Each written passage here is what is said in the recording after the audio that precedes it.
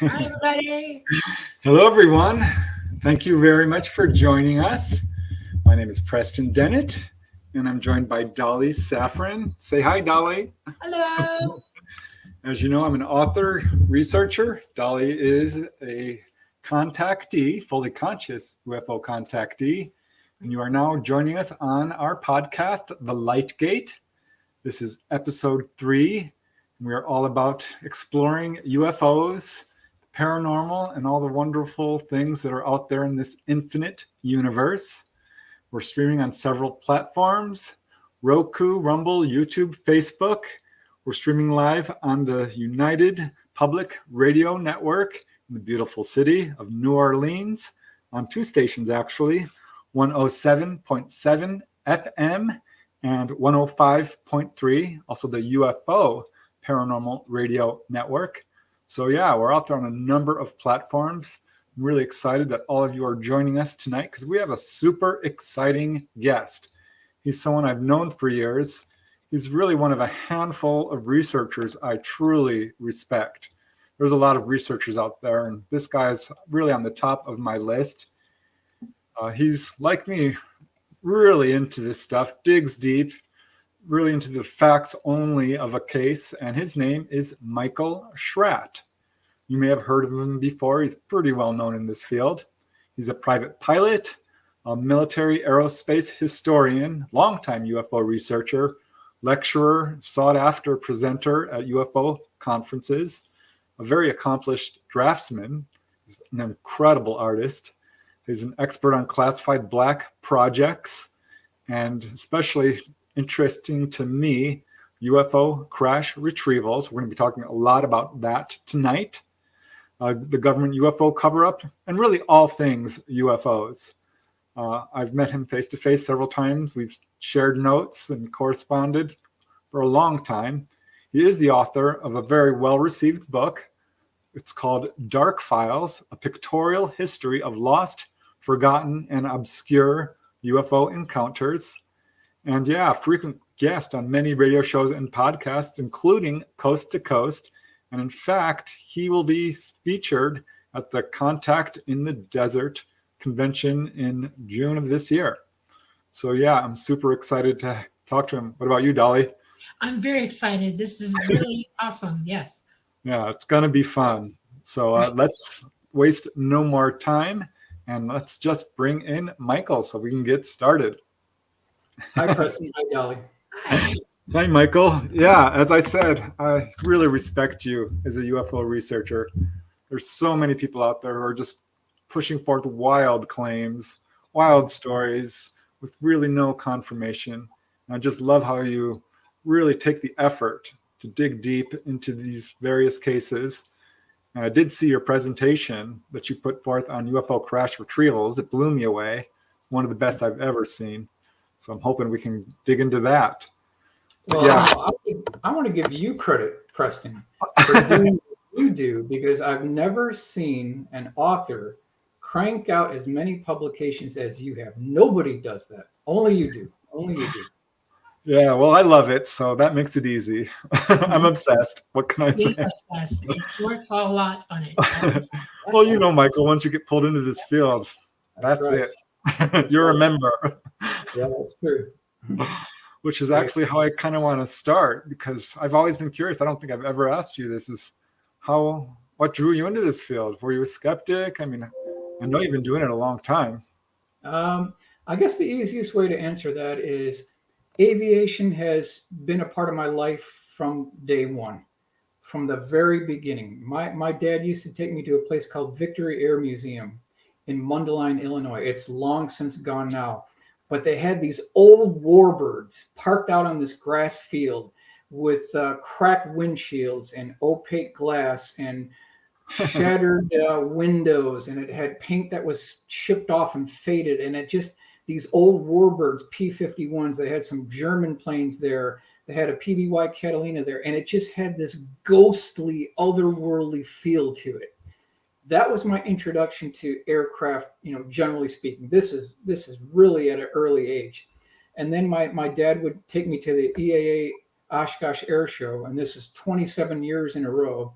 that kind of spurred my interest in aviation. So you can see some of my models behind me here. I'm hardcore aerospace all the way. Wow. And, you know, and what things started just leading from there. I started interviewing test pilots and engineers. Mark McCandlish was a big influence in my life. I want to give credit to him. He pieced a lot of this story together too. But, you know, more in the longs of what we're talking about today. And it looks like I've got to plug in my power here. Stand by for 1 second. Lose everything here. Okay. Look at all those models. Yeah, my brother Steve. I don't want to lose this. All right, so looks like we're good here. Okay, so anyway, back to Oshkosh. Literally 27 times in a row, went there, very familiar with it. Want to give credit to Mark McCandlish. Also want to give credit to our late friend Leonard Stringfield, and he's the basis of our discussion this evening. Really, his work is incredible. I do think it deserves more credit. In a nutshell, Leonard really was a genius. He memorized the entire Webster dictionary. This is the kind of man that you want on your team. He worked in Cincinnati at a chemical factory. He died in '94 timeframe. But what I want to mention is he had a sighting of a Foo Fighter in World War II in a twin-engine aircraft. And they thought they were going down because they lost the engines. When this thing pulled away, the engine started up again. And that was his first introduction to this whole concept of UFOs, Foo Fighters, eventually leading to the crash retrievals. He eventually published 2 books. And in the late 60s, early 70s timeframe, he started getting these stories from all of these first-hand military witnesses, pilots, engineers, air traffic controllers, astronauts, cosmonauts, people who were on crash retrieval teams, people who held the debris, the craft, the bodies, people who saw disc-shaped craft being loaded onto 18-wheeler tractor-trailer lowboys and being shipped to Wright-Patterson Air Force Base. Those are the caliber of witnesses that Leonard had put together. So to make a long story short, it was July 1978 where Leonard gave a lecture at the International MUFON Symposium in Dayton, Ohio, the same location as Wright-Patterson Air Force Base. I always thought that was interesting. So Leonard gets up in front of this large audience. This is 1978 at the MUFON Symposium. And he lays out 12 crash retrieval cases in a paper he called Retrievals of the Third Kind. And it was a revolution because people back in 1978, they had never heard this concept before. He actually coined the term UFO crash retrieval. He was the first one to coin that term. And people just, they were astounded. They had never even conceived that this concept could be real, that we actually have bodies and we've put them into storage. We've used liquid nitrogen cooling to chill down the bodies to preserve them. I mean, this is just an unbelievable claim. And there was some pushback. There were absolutely some pushback there because the deal that Leonard made with his sources is that he would preserve an important part of our national history by maintaining the story, but his witnesses, their identities had to remain anonymous to protect them, because it's understandable. These people were on the crash retrieval teams. They had jobs, they had pensions, they had families. So their names could not be released. And that was the point of contention at the MUFON Symposium, because Leonard really didn't have a solid way to back this up because he wouldn't release the names. So there were a lot of people that were upset that these witnesses could not be named. And I understand it. I get the frustration. However, at least we have the story. At least we have the story. So what I've been doing the last 2 years is I've been working with my good friend Rudy. I've been working with my good friend Joel, and also Joe Wraith is my other friend that I've been working with. And we've been kind of having this crusade to illustrate these cases and make these cases come alive. And so that's what I've been doing the last 2 years. Yeah, I saw some of the illustrations. And it's funny, I know about Leonard Stringfield and his pioneering work. I truly respect him. He wrote Situation Red, the UFO Siege. Great book. When I found out about his crash retrieval, he called them status reports. Correct. They would come out one every year or two. I actually wrote to him because I didn't have the last one. And I couldn't Yeah. believe he wrote me back, sent me the status report, signed it. Good. I was just a young kid, newly into this field. Oh yeah. Okay. Yeah, and I do know that. I believe he received a death threat at one point or a threat of some kind. It got a little heavy there. Now, after the presentation, as he was giving his presentation, when he was done, he asked the audience, if you or someone you know has any firsthand knowledge of UFO crash retrievals. I'm talking about military people who held the bodies, who held the debris, who loaded the craft on trailers. Call me. I want to get in touch with you. So then he went on a vacation with his wife, Dell, for 2 weeks. When he came back to the post office, he went to his P.O. box and he opened up the little door and he looked inside and there was nothing there. There was nothing there. And he thought, this is a waste. I spent all this time. I got no feedback. He looked again and there was a small little card. He turned it over and it said, "See Postmaster." So he walked over to the postmaster. He handed the postmaster this little card and this guy said, wait a few minutes. So about 5 minutes went by and then two big guys with these back sacks came and there were 2,500 letters that were sent in from firsthand military witnesses. That's incredible. And so what Leonard did is, and this falls into what you were talking about, he had the status reports, and this is the Rosetta Stone for all of the Leonard Stringfield UFO crash retrievals. So this is UFO crash retrievals, the complete investigations, all the status reports in one volume. But the problem is here, as you look through this, there are almost no illustrations, no drawings, no names. So it's up to us to preserve an important part of our national history by using these status report case numbers with all the descriptions to make these cases come alive. And that's what we've done. That's what we've done. Yeah, when I first read those reports, I lost my mind. I'm like, people don't know about this. This is cutting edge stuff. Like you said, he was really the guy who made this an acceptable area of UFO research. Because in the beginning, in the modern age of UFOs, people wouldn't even accept humanoid reports. Yeah. Would not even talk to people who thought they saw humanoids. And crash retrievals, forget it, because of that whole fiasco with Frank Scully and Behind the Flying Saucers. Right. I think he was the first to mention really UFO crash retrievals at all. How many retrievals are there in that book? Go ahead. How many retrievals are there amassed in that volume? Within that book and within the private secretarial dictation notes that are at Lunken Airport, I counted 119 crash retrieval cases. From what year to what years? I would say going from he does talk about Cape Girardeau, so 1941 to somewhere around 1983 timeframe. That is the timeframe. Okay. And the point I like to make is, so we've got 119 cases. If you went to Vegas and you had a roulette wheel and it had 121 spots on it, at 119 chips, you're going to win every time. Absolutely. It's 119 to 1, and the odds are in our favor. Yeah, and I'm pretty sure that is just the tip of the iceberg. And this is what he was able to get, one man. That's right. That's So, right. but before we get into that, I'm curious, have you yourself had any kind of personal experience? I can't say I've seen it. I cannot say I've been on a crash retrieval team. I wish I was, but no, I have not been on a crash retrieval team. Never seen a UFO. I've been to Area 51 on the outskirts. I've seen some things, but I think they're flares. So I honestly can't claim I've seen anything. But I don't need to see it to believe it because of the caliber of the witnesses. Now, Preston told me that you're a draftsman and that you have drawn many of these craft, the different shapes and everything. How many are there that you've amassed together? Well, we've done all the mission critical ones in Leonard's book. We've done them. Awesome. We've done them. And I can't take credit for all of them. My artists, I've been working with them very closely. I have to give credit to my artists because there's a theoretical limit of where I can take it. When it starts getting biological and you've got smooth contouring and you've got bodies being autopsied, that's a little bit more than I can illustrate. It has to go to a professional artist to do it correctly. Okay.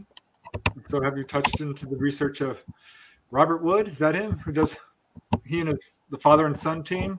A little bit. Yep. Ryan and Robert. Yeah, they're good Yeah. friends. They're good friends. Yep. Okay. Yeah, They're because good I know friends. they took sort of the reins of the UFO crash retrievals. There's not a whole lot of people really covering that aspect. No, there isn't. It's a small group. This is a very small group. You know. Yeah. I'm interested.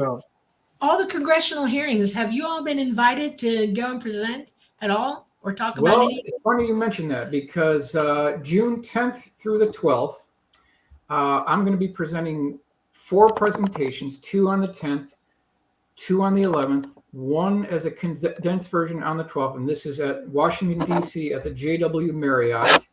And then on the 12th, there'll be a condensed version at the National Press Club. This will be along with Dr. Stephen Greer. Everything is on SeriousDisclosure.com. All the references are there, and I want to give credit to Dr. Greer. We will be working together on getting this out. So we're expecting senators, congressmen. It will be streamed live. It'll be available to the public, and we're going to lay it all out. I'm going to hit all the cases that I can within the time frame. I'll be talking about the black budget. I'll also be talking about historical UFO cases as well. And I'm going all the way with it. I'm not holding anything back. Dr. Greer is too. And there will be surprises that no one has seen before. Very accurate detail illustrations, very accurate detailed drawings, conceptual artwork, things that no one has seen before. I can guarantee you that.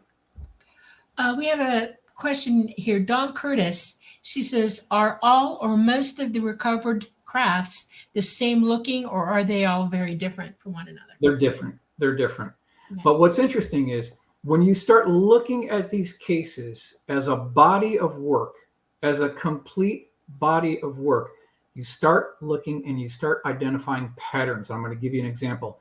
We've got at least 4 cases now within these crash retrieval operations where military personnel, white lab coat technicians at Wright-Patterson Air Force Base are desperately trying to breach the hull of these craft with diamond tip drill bits. They also use, jackhammers, acetylene torches, and then lasers.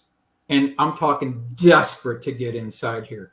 And in each of these cases, they can't get in. Do they say why? Do they have an idea?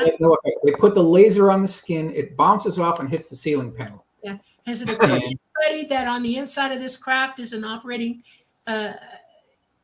system that is repelling everything, that the first layer of defense this craft has is actually operating, and it may have crashed, but it's not turned off? Do they know this? That could be possible. At least in one of the cases, you can see the rectangular windows and you can look inside, and it's devoid of any seats, of any biological applications. There's no rivets, there's no seams, there are no visible means of propulsion. Right. These things are anacyclically sterile, like they've been built up on an atomic level. Yeah. Have you ever heard what Bob Lazar says about all this? Have you ever interviewed him or talked to him about it? I've met Bob Lazar, yes. I met Bob Lazar, and it's a very interesting account, although personally, my jury is out. So I'm skeptical, open-minded, but skeptical. Okay. Yep. So one of the things we did talk about when we met and exchanged some of our notes and stuff was the many varying shapes of UFOs, because they come in every shape and size. And I'm wondering what do you think about that? I mean, we have cars, of course, of many shapes and models, but some of these, I mean, we were talking about one case, you sent me a drawing of it, where the UFO sent out an arm which reached over in a claw and is clawing into the smokestacks. That's your case, Preston. That's your case. And you drew it up, and that's a good example of like just how unique some of these shapes are. So what do you think about the fact that there's such a wide varying of shapes? Mm-hmm. Well, one thing that we should consider is if these are ours, right? Why would we be having our own teams at the Aeromedical Lab, at the Foreign Technology Division, at Wright-Patterson Air Force Base? Why would we be having our own white lab coat technicians spending 1 minute of their own effort trying to get into these things if they're ours? So by definition, that's telling us that it's leading in the direction that it's not ours. It doesn't seem to be Russian. It doesn't seem to be Chinese. because if it was ours, we'd already know how to get inside. But You're we exactly can't get correct. inside. These are So yeah. just that alone tells us that there's something going on here. All right. Well, here's a question from John Lanigan. Hi, John. Thanks for joining the show. He says, "Hi, Michael. What do you think of the TR-3B?" It's a good question. Do you think we have in our possession anti-gravity craft? Answer the question is yes. And we know the date, October 1954 is when they made the breakthrough. If you look at all the newspaper clippings about the universities, about the defense contractors, you look at all the Amarillo Daily News, you can track the historical legacy of gravity research. Sperry Rand Corporation was involved. Bell Aircraft Company was involved. They were desperately trying to crack the gravity barrier. It's very clear they've made a breakthrough. And what they've done is they left us all behind. So what you see out here, when you look outside your living room window, it is a construct. It is not the real world. We are at the very minimum, we are 100 years behind where we should be right now, 100 years. Well, I have a huge question for you. Yeah. It's from information that I know. Do you have any crash retrievals from about 1942 up in New York? Up in New York. The only thing I could remotely get to would be Cape Girardeau 1941. That'd be the only thing. Now, that's not New York, but it's heading in that direction. Beyond that, it would be West Coast back in 1942, Battle Los Angeles. So when you take those two cases, by the end of 1942, we already had at least 3 crash retrievals. This is long before Roswell. Yeah. Long before Roswell. Yeah, the Cape Girardeau is a good one. Yeah, that's one of the, I think one of the early, well, I'm going to say documented, I guess, just from the main witness that he was a chaplain, right, or a father. Yep, that's right. William Hoffman. Now, Preston, do I have the capability to share my screen or no? Yes. I do. Yes, you do. I do. Okay, let's see if we can do this here. I'm going to go to present. And I'm going to share screen. Let's go here. Producer, 1 second. Is she on it with you? Good. If it's working, she's already done it. Okay, let's try this again because I share screen, entire screen, share. Okay, now if I go down here, do you see this? Yes. You do see this. Okay. Well, why don't we go ahead and see if we can get something going here. All right. So you're on board with this, Preston? Everybody can see this? Yes, absolutely. Yeah, but do bear in mind, there are some people who are just hearing the words. So if you can describe the picture. Okay, no problem. So I'm using this slide here, UFO crash retrievals, the ultimate holy grail of UFO research. Now, why do we want to call it the ultimate holy grail? It's simple, because the crash retrievals have the debris, the bodies, and the craft. And it has everything wrapped up into one tight nice little package. We don't need any more of these CE1 cases. We don't need any more lights in the sky cases. You can go on NICAP.org and you can read into your heart's content. I'm talking about hundreds of thousands of case files and reports of lights in the sky. We need to take this field and we need to move it forward. We need to take the ball and move it forward, or we're never going to get anywhere. We're going to be here the next 50 years and we're still not going to know what's going on. And so that's why Dr. Greer is pushing the ball forward, taking a leading role and getting these firsthand military witnesses to come forward to tell their story, backed up by documented evidence. And that's how we're going to move this forward. So that's why the crash retrievals are really the holy grail. A couple of quick announcements here. These illustrations are computer-generated forensic composite illustrations based on the original source material. We will protect some of the identities of these witnesses within this presentation. Sources for the material, we talked about this before. I'm going to rip through these really quickly here. 3-star U.S. Air Force generals, U.S. Air Force fighter pilots, astronauts, commercial pilots, air traffic controllers, neurosurgeons, pathologists, theoretical physicists and mathematicians, U.S. Army officers, U.S. Navy officers, military police, high-level Pentagon officials, top military brass, scientists and engineers who worked at Wright-Patterson Air Force Base and other government facilities. So that is the caliber of witnesses that we're going to be talking about here. I think that's a really important point too, because although the crash retrieval field does rely pretty much exclusively on eyewitness anecdotal testimony, people are saying, well, how they might be lying. I'm like, well, listen, these are the people who are running the country. These are people we depend on. These are very intelligent, trained observers, scientists. So yeah, it's an important point. Yeah, that is the key to this. That is the key to it.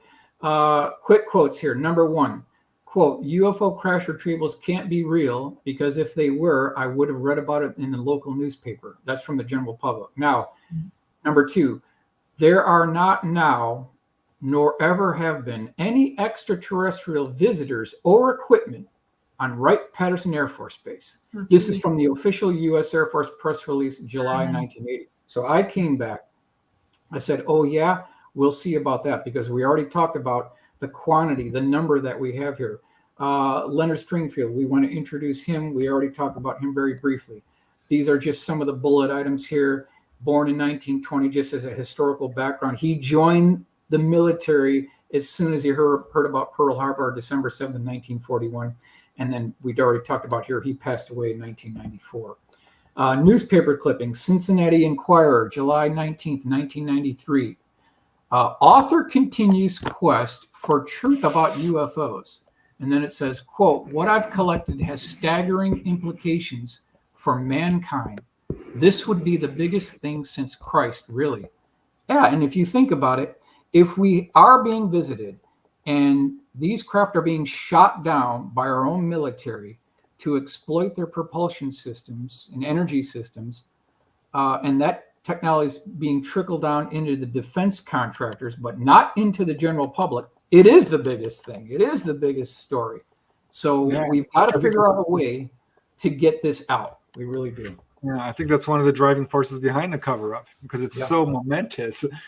They just, I think, are so baffled and overcome by it. Yeah, I mean, you're looking There's a lot about this that the government has not released to the public, and they've compartmentalized so much that so many of you, and I'm saying you as well, are not aware of. And you've also been fed a few fibs as well. No kidding. I couldn't have said that better. That's very well put. Yes. You've got fear and intimidation as one. Right. Then you've got compartmentalization as two. And then the third thing is, and this is the kind of the most underground concept here.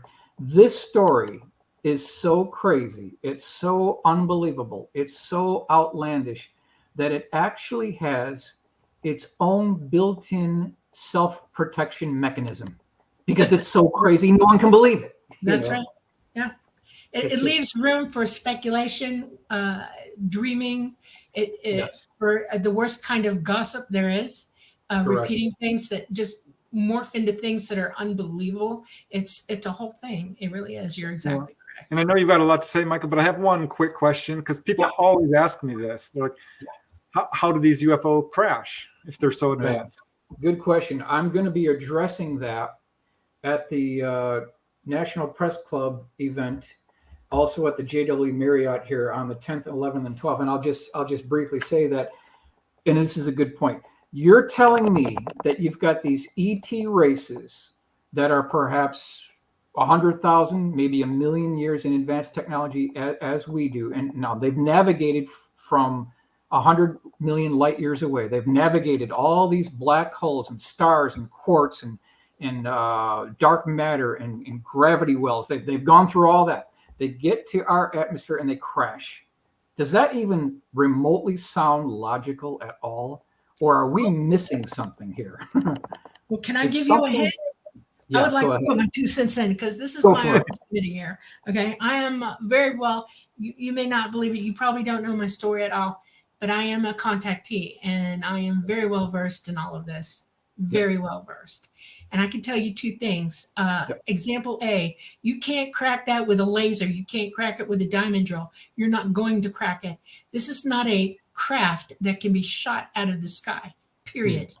This is a craft that flies magnetic field lines on this planet, and in outer space, they use a higher propulsion system that is even better than the one they use here. They're going on batteries down in our atmosphere, and they have to surf the magnetic field lines. And the truth is that while we're going, our poles are changing, which, by the way, have been changing for the last 100 years, and have seriously gotten worse starting around the 40s, that when they're flying here, they hit, drop, or lose cohesion with these field lines and they crash.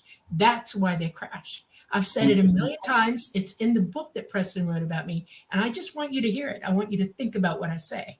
All right. They're not being shot out of the sky. They are losing cohesion with the electromagnetic field lines of this planet. Yeah, there's a lot of them flying around too. I mean, accidents happen. And it's very logical. And most of your physicists will go, yeah, that could be it. That's probably true. And it is. So think about it. Put it out there to them that somebody said it. Good point. Good point. Okay. Yep. I would hate like heck for y'all to go there and one bit of truth not get thrown into the mix. And that is true, what I say. All right. So then we already talked about the book here. This is the cover here, UFO Crash Retrievals. 1978 to 1994, everything in one bound volume. We already talked about briefly here the odds of the 119 cases, and all we need is one for these to be true. And then the concept of non-reality of crash retrievals completely falls away. So really, it's in our favor. The odds are in our favor. It's up to the government now because we've got at least 119. All we need is one for this to be true. That's all we need. Now, we already talked about the National Press Club event, June 10th through the 12th. I want to give credit to my good friend Rudy Gardea. He's the one who did my sketches. Now, here is our first case. This is 1942. This is at an Army base north of Georgia. Even Leonard didn't know where this was.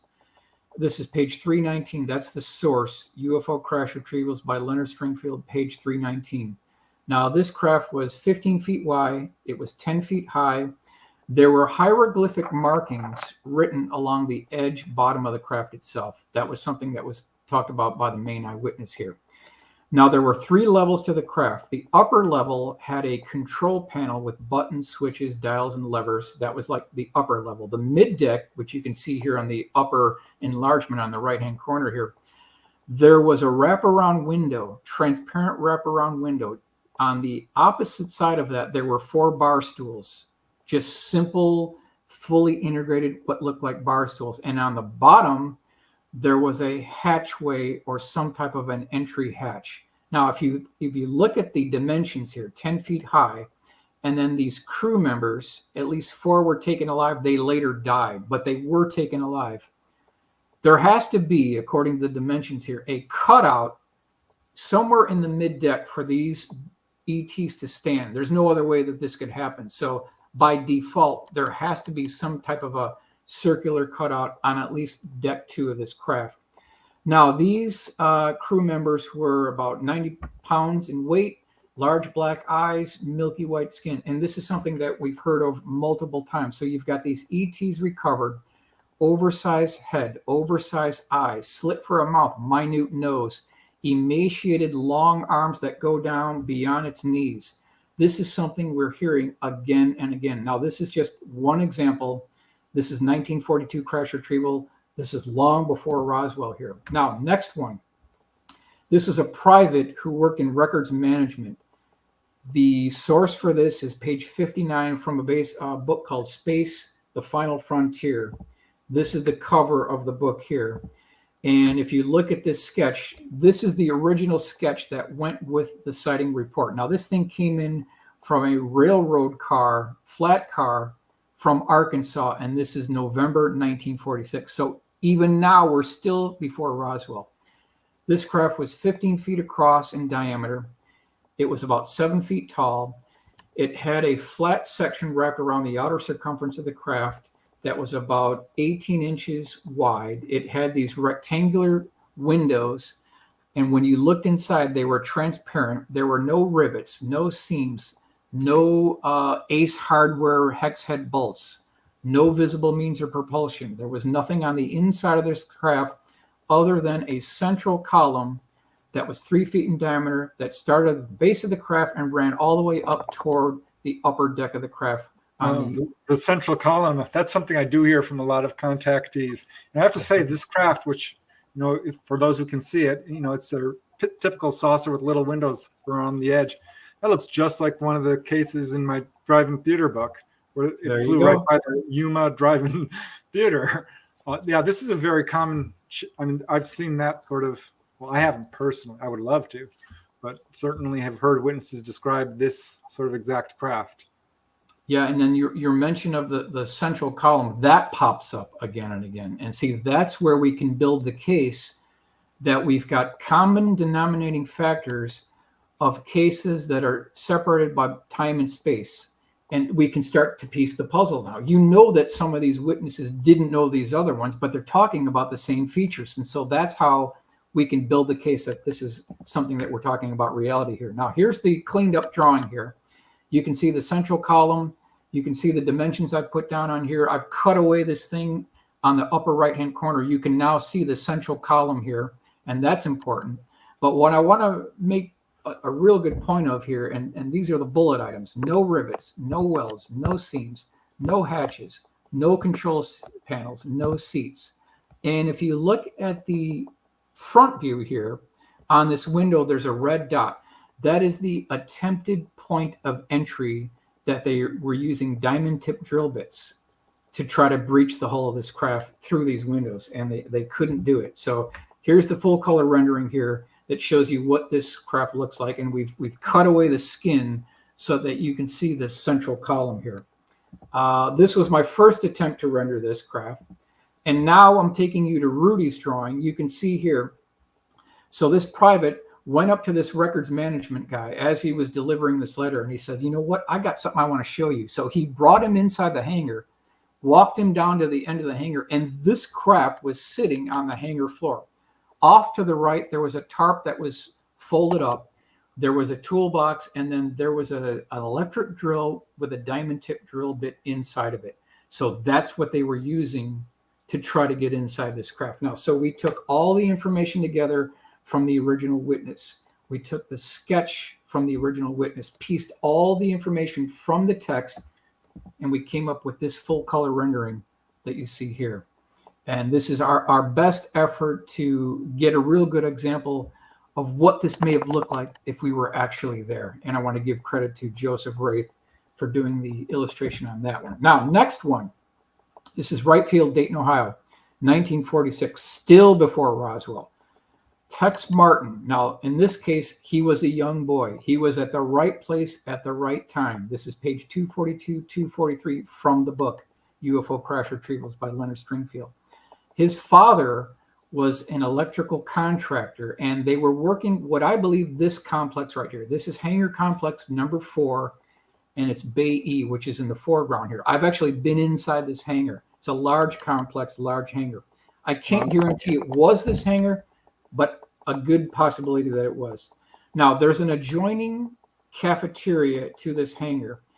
And if we move forward here, there was a soda pop vending machine, vintage 1946, something that looked like this.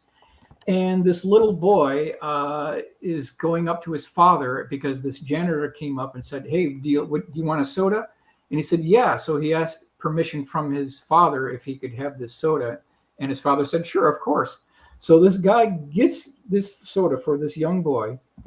And as soon as he hands it to this boy, coincidentally, one of these workers from inside this hangar comes through this adjoining doorway, and this little boy peers inside, and he sees 2 18-wheeler tractor-trailer lowboys that have tarped debris with a canvas green tarp, and there was a dish-shaped craft and at least 3 bodies near the dish-shaped craft, kind of halfway covered up in blankets. He saw this with his own eyes here.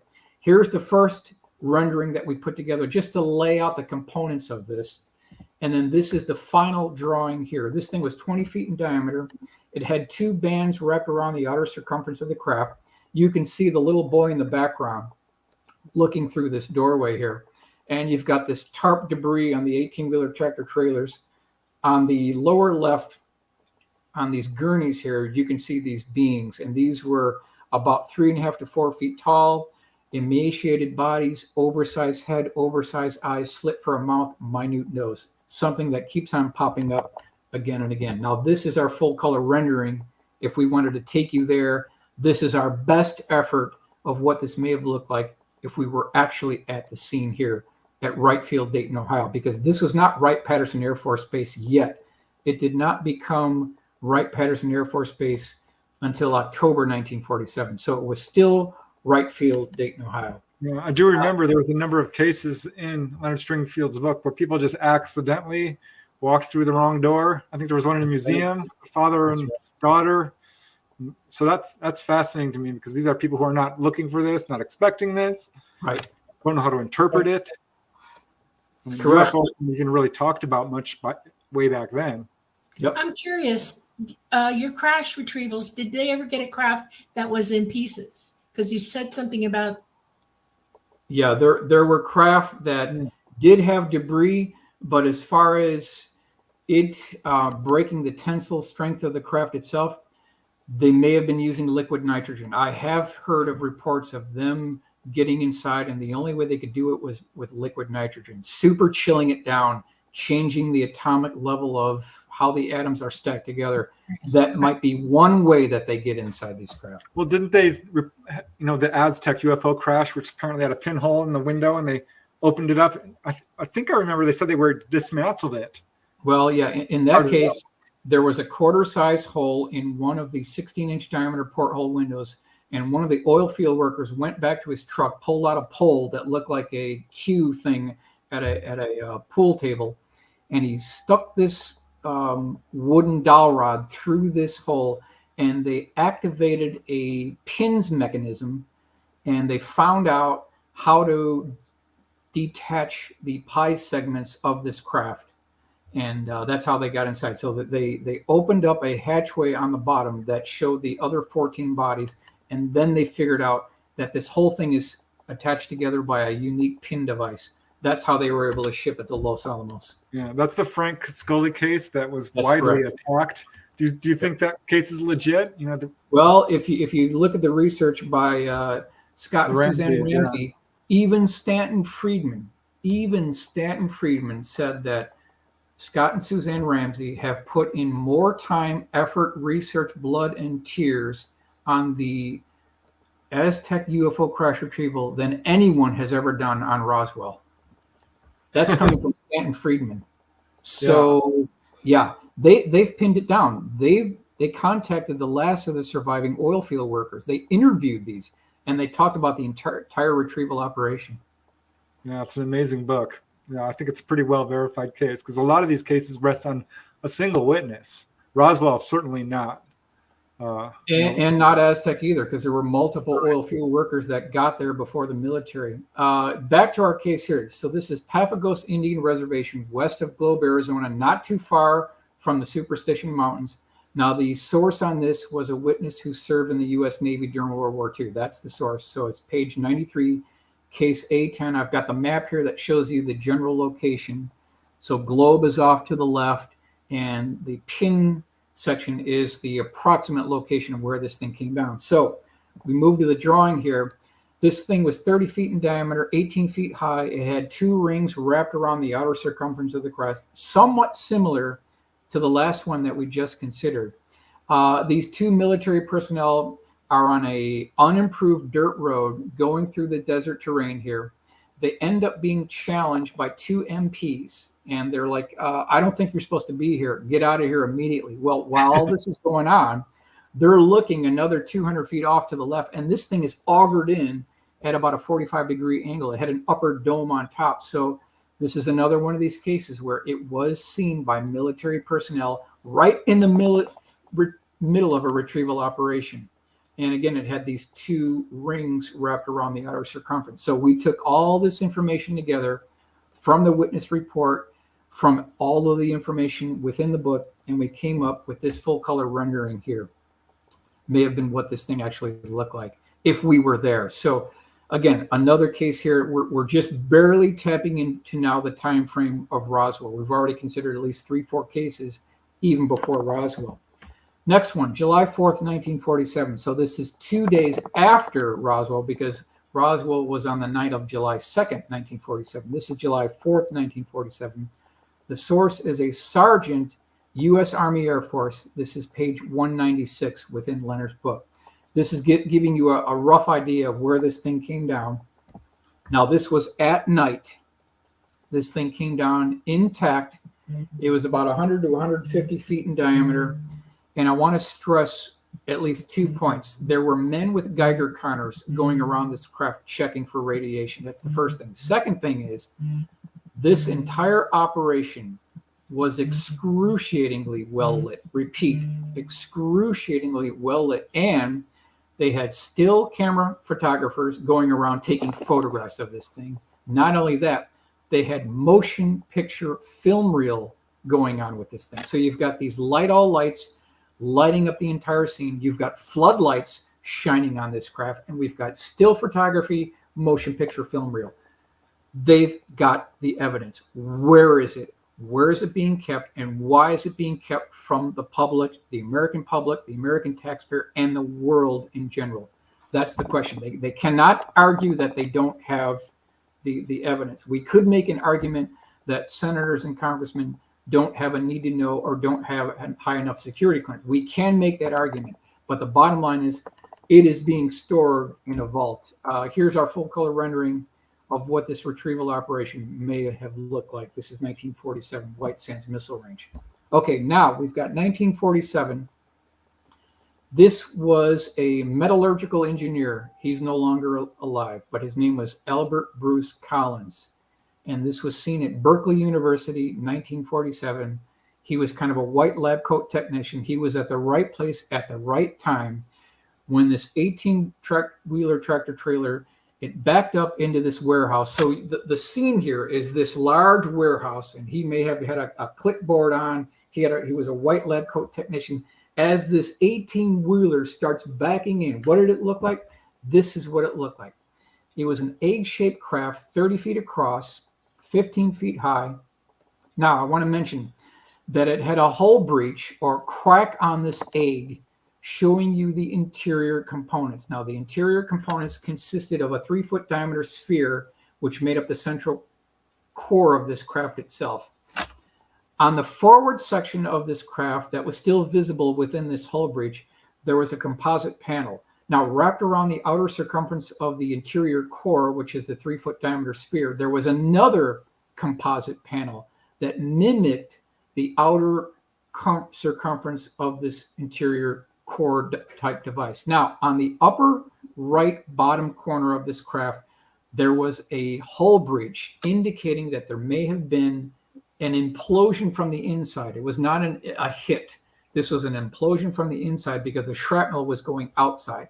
So we believe there was a superstructure in interior implosion somewhere on the inside of this craft. Now, my question is, was this the main craft, or was this their propulsion system for a much larger craft? That's my question. Now I want to Dolly, I would love you to comment on that, because seeing this sphere, Dolly is a fully conscious contactee. She's had hundreds of experiences. She's learned how to pilot the craft. And this is an egg-shaped one, which is unusual. Most of them are saucer-shaped. It's an electromagnetic sphere, and the consciousness of the being that is piloting that is in that sphere. That is a drone. This drone goes out from the main craft. He's in the sphere, his consciousness, and he's piloting it that way. It's totally psychic. The energy that's propulsing this craft is in that sphere as well. It is the only way I can describe it is a type of graviton wave that they use. And if there was an explosion out of it, I'm wondering why. He may have, I get a couple of explanations for that, but I'm not going to tell you. I don't want to tell you. Let's put it that way. I would have CIA on my door in 5 minutes. This is a big deal. That is absolutely a drone. And the entity that is piloting the main craft has remoted into that electromagnetic sphere, and he's piloting it. And they call it lookabout. They go out and they look where they're going, look what they're looking for. Once that blowout happened, he remoted back to the main craft, and that is a totally dead egg, and nothing works on it anymore. The 2 panels on the inside, I will tell you this, take the instructions from him psychically to give him an instrument view of everything around him, 360 all the way around. So yeah, that is a drone. And all the people I've talked to, piloted craft. Grant Cameron wrote a book about this. They're flown psychically, and this is why I think we don't see a lot of the, gears and engines and stuff, because we don't even understand. We're not even close to understanding this. Yeah. I'm glad you're on this call, Dolly. I'm glad you're on this call. Yeah, I got something to show you in a little while. I'm just waiting for my chance to do that. Okay. You've got my full interest, 100%. Well, before we move on, we are at the halfway mark. So, Dolly, do you want to do the station break for us? This is the Light Gate with Preston Dennett and Dolly Safran, and we want to welcome you. We are broadcasting live from the United. Preston, help me. The United Radio Network, and out of New Orleans, it's 105.3 FM and 107.7, and the United Paranormal Radio Network. We are on Roku, Rumble tonight, and YouTube, and Facebook, and a few other platforms. And thank you for joining us. Okay. Yeah, and we're joined by Michael Schratt, who is just mesmerizing us with his amazing knowledge of these UFO crash retrievals. Yeah. Very cool. I'm totally disoriented. I can't believe you got that. That's a Tic Tac. You're looking at a Tic Tac right there. We'll have something to say about the Tic Tac in June for sure. Okay. Cool. Are we allowed to move on here? Oh yes, please do. Okay. So here's our full color rendering of what we believe this thing may have looked like if we were there back in 1947. So. Yeah. Just kind of give you an idea here. Now I want to move on to the next case here. This is a carrot patch south of Salinas, California, August 1947. I know this one. Yep. Yeah. This was seen by 2 19-year-old workers in a nearby field. Now, the foreman knew about this the night before, but he told the 2 19-year-old workers the morning of. So that's when they discovered this is August 1947. Here is a sketch within the original Stringfield reports of what this thing looked like. 9 feet in diameter, 4 feet tall. It had a double row of indented, quote unquote, windows that were about 8 inches wide, wrapped around the outer circumference of the craft itself in 1947. Here is the map. X marks the spot. So if you look at the highway here, you can see the 101. You can see Soledad and then Gonzales. So that's the location of where this thing came down. We were attempting to go here to see if there's any debris left, but we're at the 75-year, 76-year time frame here. I don't know what would be left, if anything, but the possibility does exist that there could still be something there. So here was the first attempt to accurately draw this craft, August 1947. It kind of had a flat top on the upper section of the craft itself. This was the first color rendering that I put together just to give an idea of what it looked like. And then here's Rudy's refined drawing of this entire operation. Now, these boys came up to this craft. They did touch the craft. By this time, within 15 minutes, the U.S. Army got involved. They told these 2 young boys to get out of here immediately. They walked about an 1/8 mile down where this field was, but not too far away that they didn't see the retrieval operation. They got to see it with their own eyes, the entire operation. They put this craft onto the trailer of the 6x troop transport and moved it out of here. They saw the entire operation. So we took all this information, the original sketch, X marks the spot, all the 2-page report that went with this case, put that all together using Rudy's drawing as a guide and came up with this full color rendering of what this may have looked like. So I just want to give everyone an idea that, now we're 6, we're 7, we're 8 into these cases now. We're building up a library of different configurations. Now, this is a really good one. I like this one. This is sometime prior to 1951, Sierra Madre, Mexico Valley. This has to do with a construction engineer who was, again, at the right place at the right time when this thing came down. This is page 332 from UFO Crash Retrievals. And this involves an American C-119 flying boxcar. And he was employed by the U.S. Army to help and assist pushing this craft into the clamshell doors of a C-119 flying boxcar. So what I want to do now is I want to take you inside the cargo bay of this thing. Now, here's how we gauge the maximum diameter of the disc-shaped craft. The cargo bay is 9 feet 10 inches wide. That means that whatever this craft was, it could be no longer than 9 feet 6 inches, allowing 2 inches on either side for clearance. So that's how we know how big this thing was. It was a smaller craft. So I want to take you to the drawing. This is the drawing. We've got the clamshell doors opened up. We're loading the craft inside now. And now I want to take you forward and hit you with the full color rendering. And this is what we believe the rendering to be looking like. You can see the clamshell doors opened up. Now, if you look closely, he did say that there were bodies recovered, approximately 3 bodies recovered. They were very small, but he also said that their skin was burned a very dark brown, black color.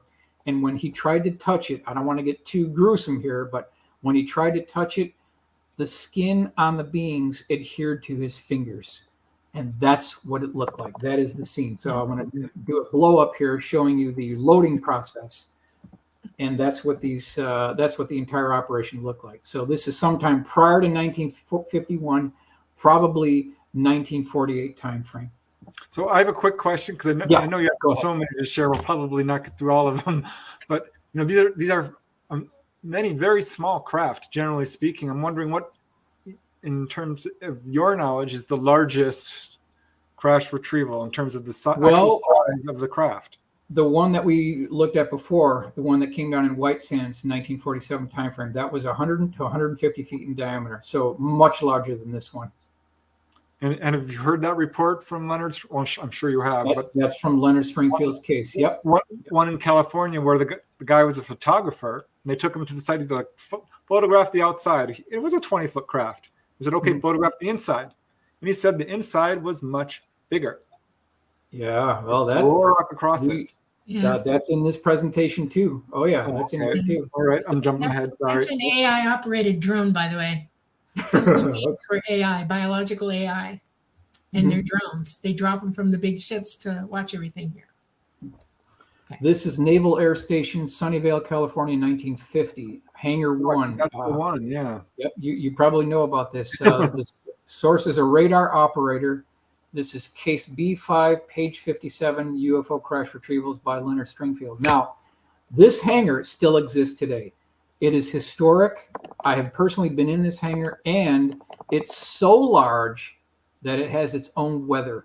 That's how big this thing is. So the account mentions that this radar operator, somehow he went through a connecting doorway. He went through this door. There was an MP standing guard, and he saw a very large 80 to 100 foot diameter disc-shaped craft with a row of windows wrapped around the outer circumference of the craft. He was challenged by this guard and ordered out of there immediately and told to forget what he saw.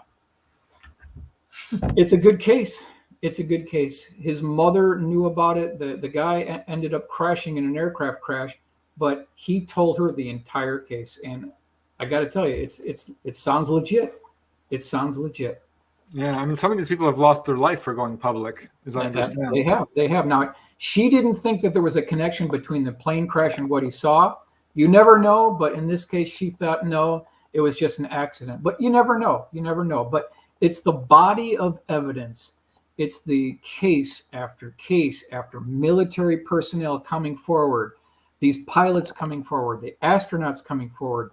The credible sources is what makes this body of work important, because they can't just be explained away. They can't be brushed under the carpet and forgotten about, because it's our military pilots that are reporting these things. Now, next one.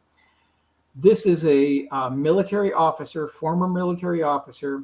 He was at an unknown U.S. Air Force base. This is page 212, page 213.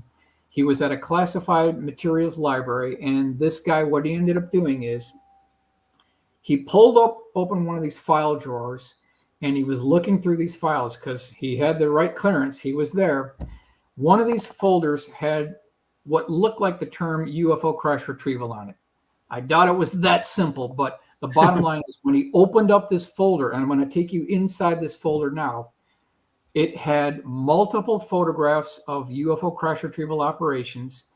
This was there was documentation indicating that bodies were recovered as well, and they were using diamond tip drill bits on the scene to try to get into this craft, just like the one at Wright Field, Dayton, Ohio, in 1946 that we already talked about. Now, this one was Farmington, New Mexico, sometime prior to 1950. This was 36 feet in diameter. This is the gentleman who described the photos here. Now, there's a couple of key points that I want to make. I'm going to run through these relatively quickly here. So, number one, military officer had the correct security clearance, which gave him access to a classified materials library. Number two, report seen by witness made reference to crashes and that bodies were recovered. Number three, in addition, diamond tip drill bits and acetylene torches were used to gain access to the interior. Reference 1946 craft seen at Wright Field, Dayton, Ohio. And then the 40-foot craft, we haven't talked about that. That was December 1963. Now, number four is important. Eventually, technicians were able to gain access to the interior of the craft by way of a small entry hatch. The report said, referring to the door, that it was almost as if the material of the craft liquefied and then solidified again. That's something that we hear again and again and again, that you cannot even see the demarcation marks. You can't put a razor blade in these doorway hatches. They are so fully integrated into the exterior of the craft itself, you can't tell there's a doorway there. That's what this thing looked like, according to this witness here. Now, we should mention, since we're talking about Farmington. I'm so glad you brought this up. Yeah, and I know you know about this, Preston. I know you know about it. Is the Farmington Armada. We cannot talk about crash retrievals without throwing this in, because this is such a serious case. This is Albuquerque Journal referencing the sources here. March 18th, 1950. Hundreds at Farmington report large force of flying saucers. When you look at this, and David Marler has done a great job on this, there were, I'm talking about 500 disc-shaped craft that were flying in formation. There was a red leader. They were going backwards. They were making 90-degree left-hand turns at high speed. They were reversing, just exotic maneuvers that these things were making. That has to be included in this whole mix here. Now, I just want to make a quick reference to that, because there's speculation as to what was going on there, because there aren't really a whole lot of cases involving that number of craft. That's a full-on display. This is a type of behavior we don't often see, but there was some speculation. I forget what researcher said it, but that it was a sort of a memorial to the craft that crashed there. That could very well be. ETs. I don't know that that's true or not, but there's nothing quite like that in the UFO literature anywhere. Right. There just isn't. So I really wonder about that. Now, one thing I want to point out here, during the early 1950s, 51, 52 timeframe, there was an official standing order by the U.S. Air Force told to our own pilots to shoot these things down at any cost. Shoot these things down. So this is Cincinnati Enquirer, July 29th, 1952. Shoot saucers down. Jet pilots so ordered in 24-hour air alert.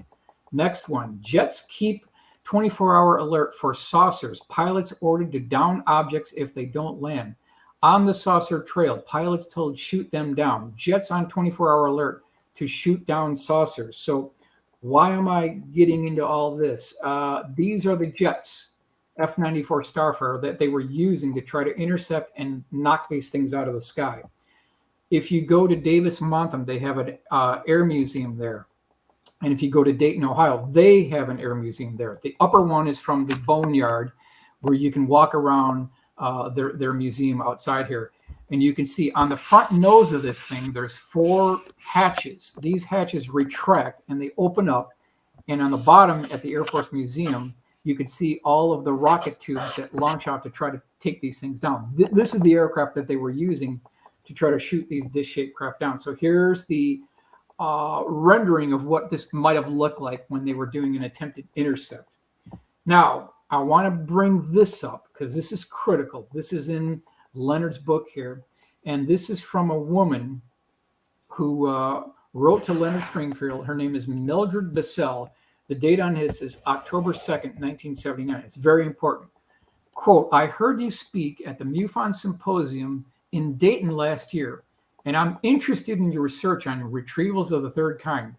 I gave a talk at a local library last week, and in the discussion period following, a fellow told me that when he was a gunner in the Air Force, he had emptied his guns on a UFO and had taken pictures with his gun camera that clearly showed the shells exploding against the side of the craft.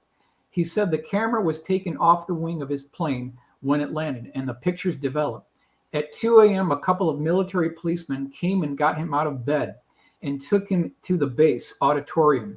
They ran the 17 seconds of movie of the UFO over and over and questioned him and 2 other crew members until 10 a.m. He was warned never to tell anyone what had happened. He said he had a wife and family, a good job, and a lot to lose. He seemed afraid of the CIA and wouldn't even give me his name. So here's an example of one of these pilots who unloaded an entire, barrage of shells on this thing. It hit the craft, and they got it on motion picture film reel gun camera footage. Now, show us that footage. That's the footage I would love to see. Yeah. Frank Frascino wrote a book, Shoot Them Down. Yep, that's right. That's right. That this happened World War II. This happened in Korea. This happened in Vietnam. And we can bet that it also happened probably during Desert Storm. So we've got 4 conflicts where they've got gun camera footage of these things being hit and tracked and also being recorded. The question is, where is the footage? Is it at an underground Pentagon vault? Is it at Andrews Air Force Base? Is it at Wright Field, Dayton, Ohio? Where is the photo vault? MacDill Air Force Base, Langley Air Force Base, could be a number of depositories around the country. Yeah. By the way, Michael, Dolly was inside a UFO when a lone, just a farmer, I guess, shot. And a big 12 gauge shotgun. It was a double barrel, and he shot at us, and it terrified me because I knew it was going to happen. It ricocheted and hit him in the thigh, and they had to load him up and fix him. And so many cases of people shooting UFOs. The power propulsion systems, or as you would conceive of it, it's not what you think. It has 2 layers. One is right around the craft. It protects inertia and that kind of thing. And then the one outside it. And that is what actually, moves it. They skiff. They do all kinds of things with that. And if you aim at one, there's nothing that will allow anything to penetrate their craft. And when you said thousands or hundreds of millions of years, we're talking billions of years ahead. And there's no way you're going to gun one down. No way. I know that Greer talks about scalar things. If you can interrupt the gravitational fields around them, that might shock a pilot for 2 seconds, but they'll take off and they can go, 9, 10,000, 14,000 miles an hour, as you would understand it, instantly away from it and no problem. If they've ever brought one down, it would surprise me. Well, there was some speculation that the Roswell craft was brought down because our radar interfered with their navigation system. You think that's true, Dolly? No, because it's psychic and the pilot is not driving it that way. They don't fly conventionally at all. That pilot is keyed in with the pilot. Every craft is run by another being. There are 2 pilots. The craft itself is alive, as you would understand it, and then the pilot in the seat. And they're joined up psychically together, and they work in conjunction. There's instantaneous reflexive action going on between the 2. And they see 360 degrees all the way around them. There's nothing you can do that they don't already know, at least 1 second ahead of your jerky motion, that they're going to react to it. And it's amazing to me that people don't realize that. You've got films, people have films all over the place where they're doing right hooks, left hooks, up, down, all around. They go from 0 to 7,000 miles an hour on takeoff alone. And by the time they hit 7,000, they can punch it to 9,000 or 14,000 miles an hour. in this atmosphere. Outside our atmosphere, they go much, much faster than that. It's ridiculous to me that anybody with half a brain has not figured out that the government is paranoid to let anybody know this, because it means they're not in control of the situation. And that's a bad thing to tell anybody. Okay. Mm-hmm. What they don't tell you is that they're not the ones being aggressive. We are. Yeah. We So keep them alert. I will agree with that. I will totally agree with that. Yes. Yeah. So, but yeah, you can't hit one down. You cannot bring one down. You just cannot. I will go so far as to tell you this: with our magnetosphere, as bad it is, it's almost 40% down now. We are taking CMAs. You know this. I'm sure you're quite well aware of it. They're not flying here right now. They've taken off. The only thing that's here now is like the drones that you saw. They'll drop drones, send them in and leave them around, and they'll come back out and just keep an eye on the situation, because our whole solar system is going through something and they're watching it happen. And they will not be flying the bigger craft here at all. Not while this is going on, not until our poles flip. So deal with that. Okay, all seriously. Right. Back to you, Michael. This is the Pentagon. This was at off-limits room. The source was a Pentagon office worker. This is page 152, case 1. So in this case, this office worker, somehow it appears that she got into a basement vault area, and she was going through a doorway. She somehow got into this double doorway section that was off limits, and she mentioned that personally. And inside there was this dark, dingy, dirty, dusty room. It had some boxes off to the side. It was very poorly lit. And she kind of did a 180-degree turn. And when she turned, she saw this. She saw a quote-unquote pickled alien in a large glass jar. Ooh. Within 5 seconds of her seeing that, she felt a very firm hand on her arm. It was an MP telling her to get out of there immediately. She had to sign papers not to talk about this, but years later, a source from Leonard Stringfield was able to get her story, and this is our full color rendering of what this may have looked like. And so this is at the Pentagon, and we believe that there is an underground vault at the Pentagon where they store probably gun camera footage, 8x10 black and white glossies, motion picture film reels, and full color 8x10 glossies as well, under the Pentagon here. Fort Polk, Louisiana. This is summer 1953. Source was a private in the Army. Case A1, page 80. And I'm going to give you a map. This is the location of where the full color, this is our first rendering of what this thing looked like. Now, another egg-shaped craft. It had a fin that was wrapped around the outer portion of the craft. Now, this thing was still turning when they got there. And wow. The soil was red and hot when the retrieval team got there. They saw the whole thing come down. It was 30 feet across. Now, there were 3 ET beings recovered. 1 was carried on a stretcher. The other 3 were helped out and assisted by military personnel. Now, they were all about 3.5 feet tall, very emaciated bodies, oversized head, oversized eyes, slit for a mouth, minute nose, one-piece tight-fitting flight suits. They had what looked like gloves on. They also had full head helmets on. And in the report, it said that it didn't even look like they had a knee joint. They were moving very staggered, like they had no knee joint. That was one thing that I thought was interesting, bending only at the hip. So you can imagine how these beings were walking. So I want to take you to the full color rendering here. Here's the rendering of what Joseph Wraith put together. You can see the red scorching terrain here, the landscape, the craft itself.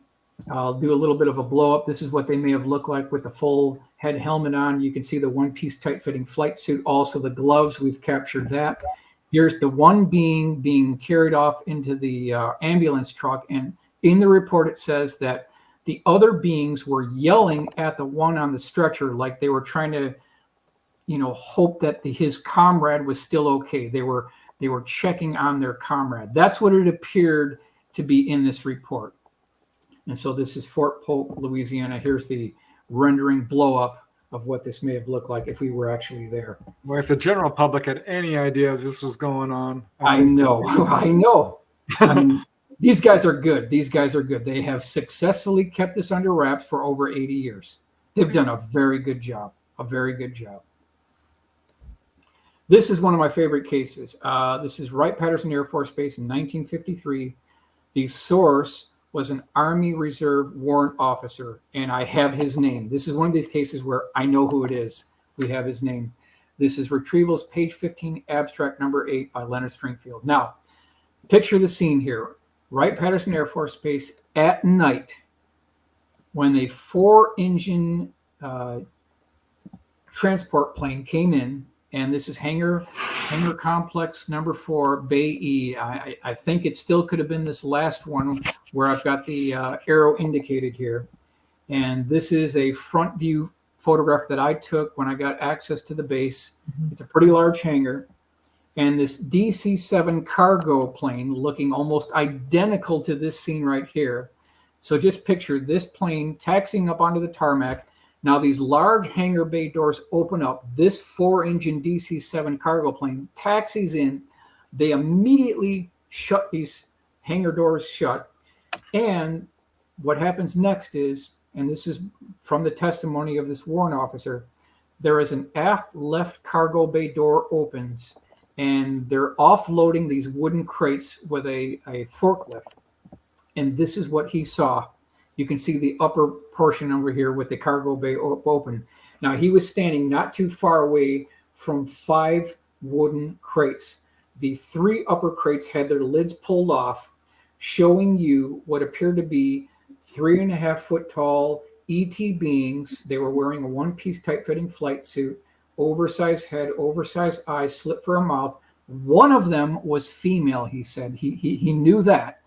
And he said that all of them were supported by this white netting that allowed them to be suspended above the dry ice, protecting them from the freezer burn below. That's what he said that he saw. And he also saw that there were boxes associated with this retrieval operation. He was told that that was from the crash retrieval. And these bodies may have come from something in the Southwest time frame. So we took all of his testimony within the report, and we came up with a full color rendering of what this may have looked like if we were actually there at the exact same time frame that this warrant officer was there. And you can see the dry ice mist coming up from the below where they're being protected from this white netting that was supporting them. No, why is this? Did this one capture your attention? What makes this one of your favorite? Because this guy was 12 feet away from these boxes, and he gave a very good description. He talked about the bodies. He talked about the retrieval of the craft being shipped to Wright Field, Dayton, Ohio, and we've got the name of this guy. So that's why this is important. There must be an enormous number of people sitting on this information who aren't talking. Yep. Here's the view looking down inside now. Oh, wow. One was female because he said that one of them had breasts. So this is a case where this appears to be a female ET. Let's move on here. Dutton, Montana, 1953. This is Cecil Tennant. He was a civilian. This is page 16. Now, this guy's driving down the road, and he looks up, and he sees this 300-foot-long cigar-shaped craft tipped up at a 45-degree angle. And I'm going to move on to the next slide here so you can see what this thing looked like. It was belching out smoke and flames. Now, he's in the pickup truck going one direction. The oncoming traffic going in the other direction had their tailpipes on fire. So whatever this thing was doing, it ignited the surrounding atmosphere so much so that it was igniting the tailpipes of the oncoming traffic. Now, Dolly, can you comment on that? Like, why would that happen? Well, he's in the skiff position. In other words, he's looking for a field line to stay on it. He's trying to stay aloft. That's what they do. They tip up because they're going up magnetically connecting to a line underneath them in the ground. And if he's belching something, that means they had a containment issue and it blew. They all have a circulating, like you said, the red stuff, that's like the lifeblood of the craft. And if something blew out, and nobody's perfect. Everybody has problems. Nobody in the universe is capable of building an unbreakable machine. There's no such thing. So they probably lost containment. They were losing, what helps that thing operate. And I guarantee you it was coming down. They're trying really hard not to, but it was going to. Wow. All right. Sorry, Michael. I had to ask. Oh, that's fine. So this thing was 300 feet across. Now, while all this is going on, this guy pulls into a gas station. He files a report. Coincidentally, a police officer files a report at the same time. And somehow that got back to the local Air Force base. So that night, he gets a call from this general that you can see in the upper right-hand corner that Rudy's done just such a great job now. The first words out of this general to this eyewitness on the phone are, quote, "I want to see you." So the next morning, he was told to show up at the base, and he was grilled for hours, and he was forced to sign non-disclosure papers, not talking about it. Now, as he was leaving this Air Force facility, the local air base here, he saw two military personnel with these sacks over their shoulders. And one of these guys tripped, and this sack fell off his back. And this eyewitness said that the bulges within this sack resembled human body parts. I don't know if they were ET body parts from a crash retrieval or human body parts. He didn't know, but he said they look like body parts. It's a little bit of a stretch, but that's what he said. And so this was at Great Falls Air Force Base, later Malmstrom Air Force Base, that had a number of ET UFO related incidents that shut down 10 missiles at Malmstrom Air Force Base. I want to mention that as well. Yeah, I talked to a first-hand witness, by the way. So First-hand, Robert Sala, right? No, this guy did not go public until recently. Okay. Yeah, Mel Hansen was his name, actually. Okay, interesting. So you're saying that I was like, my brain was exploding over this one. They found that craft on the ground?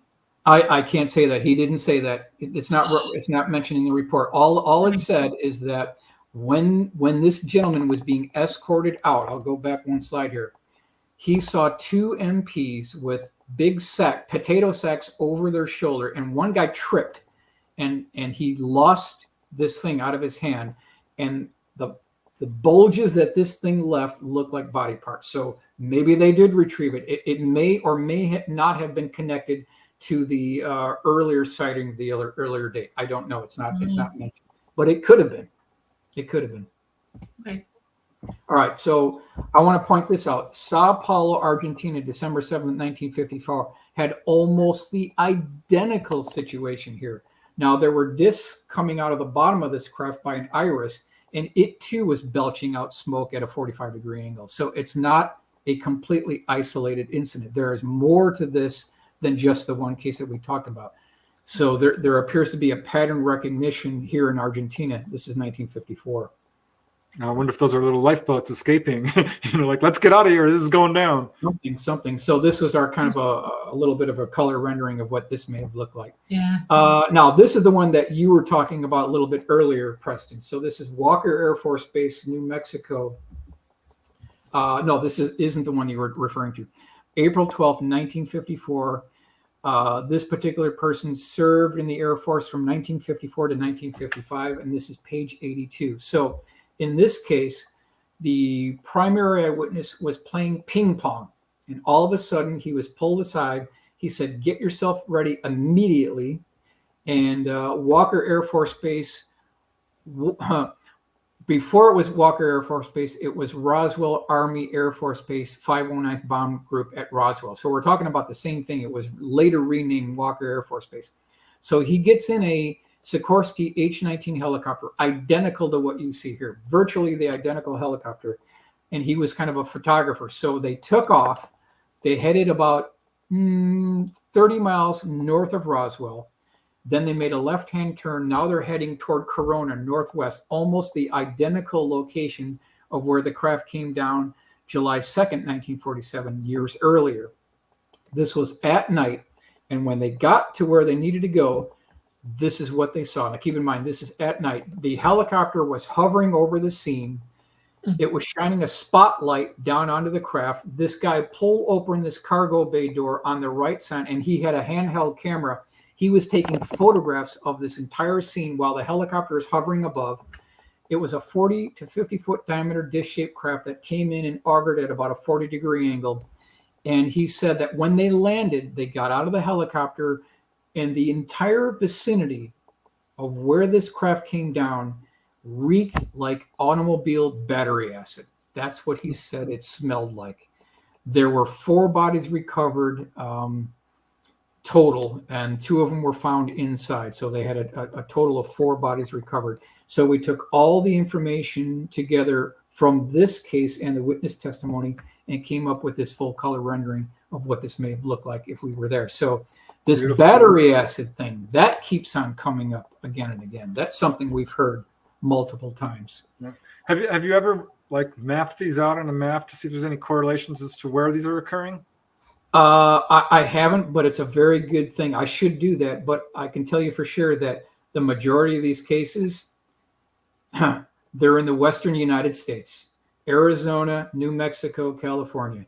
They seem to consolidate in the Western states. Yeah, I wrote books on each of those states, and New Mexico by far had the most. By far, yep, that's right. That's right. The other Roswell UFO crash on the Texas-Mexican border. Got to give credit to Noe and Ruben for doing the research on this. This is 1955 across the Texas-Mexican border south of Del Rio. So I want to take you to the map here. Now, the sighting here, here's the map. You can see Del Rio, and you can see the Rio Grande River. There were 3 B-47s heading westbound, going across Texas. They were being escorted by 4 F-86 Sabre jets, and all of a sudden, this dish-shaped craft comes screaming by their flight path. And the F-86 pilot, he saw all this. So he called the tower, which would have been Carswell Air Force Base. And he said, can I break away and follow this thing and do a low pass? And so they gave him clearance to do that. And he broke formation. He followed this thing down. He saw the entire crash took place. He did a low pass, and that's what you can see over here. He did a low pass, and this is just south of the Rio Grande. So what he ends up doing, this thing was 25 feet in diameter, 5 feet tall. He lands at Carswell Air Force Base.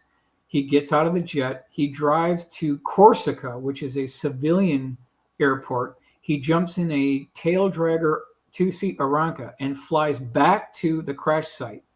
Now it's starting to get a little bit darker now, but he still got there during daylight.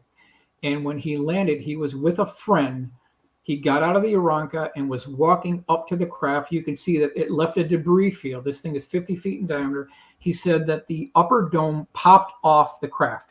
The Mexican military got there before the Americans did. And by this time, it was getting colder. And this particular Air Force pilot said that the Mexican soldiers, what they were doing is they were taking blankets from their own trucks and they were setting the blankets on the debris, which was still warm to the touch. And once the blankets were warmed up, they wrapped the blankets around their bodies to heat them from the cold air at night, which I thought was an interesting thing. You wouldn't just make that up. So what I want to do now is I want to take you to what this gentleman saw as we go to the hull breach of the craft.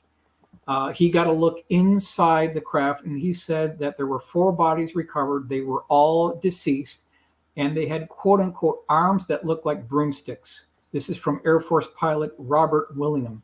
He is the primary source of this. So now what I want to do is I want to take you to the full-color rendering, and here's the full-color rendering of the crash retrieval scene. You've got the Mexican soldiers that got there before the American military. The dome is popped off. We've got the Aranca in the right foreground. And now I'm going to zoom you in to the whole breach of the craft, showing you the bodies here. It's a sad scene, but these beings were definitely deceased. They did not make it through, and they had arms that were long that looked like broomsticks, according to the Air Force pilot of the F-86. Now, is this the case that they were driving along and all the soldiers died? Well, that's a different case, but okay. They did not serve. But the one you're talking about, we're going to talk about that one as well. Right. I Sorry, have a Dolly. question. Go ahead. A burning question. Yep. You realize that these craft are highly, highly, highly radioactive. And to throw a blanket over a craft that's radioactive like that and warm up on it's insane to me. What happened to these guys? Is there any good question. I don't know. I don't think I guarantee you they were not healthy after that. Not at all. noon. Probably. I Yeah. don't know, because the American pilot never stuck around after dark. He flew back out, and then the military got involved. The American military got involved. I do not know what happened to the Mexican soldiers. You could be right. They could have died of radiation. Who knows? But that was not written in his report or his testimony. Well, we have about 20 minutes left, just so you know. Okay. We'll keep moving on here. Now, this is a very interesting case. This is Wright-Patterson Air Force Base in 1955. This is a woman known as Mrs. G. She worked in the Foreign Materials Division at Wright-Patterson Air Force Base, and we got that from Charles Wilhelm. This is page 17. So she was this office worker. Now you can imagine this large warehouse, or the closing scene, the Indiana Jones Raiders of the Lost Ark. You've got all these racks and you've got these boxes and crates.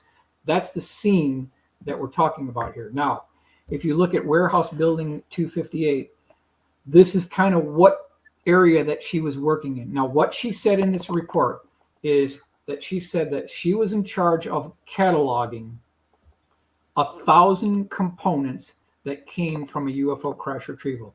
Not 10, not 100, 1,000 pieces. Okay. So her job was to catalog these components. So what they had this assembly line all set up. This is from Mrs. G. She was there. She said that they had one station where there was a guy that was taking photographs of the debris to record this for historical posterity. That thing was moved on to a next station where they bagged it and tagged it. And then they moved it to her section where they cataloged it. And then they put it on these racks in all these cabinets where they had 1,000 components of these retrieval operations. So I told Rudy, I said, give me this warehouse.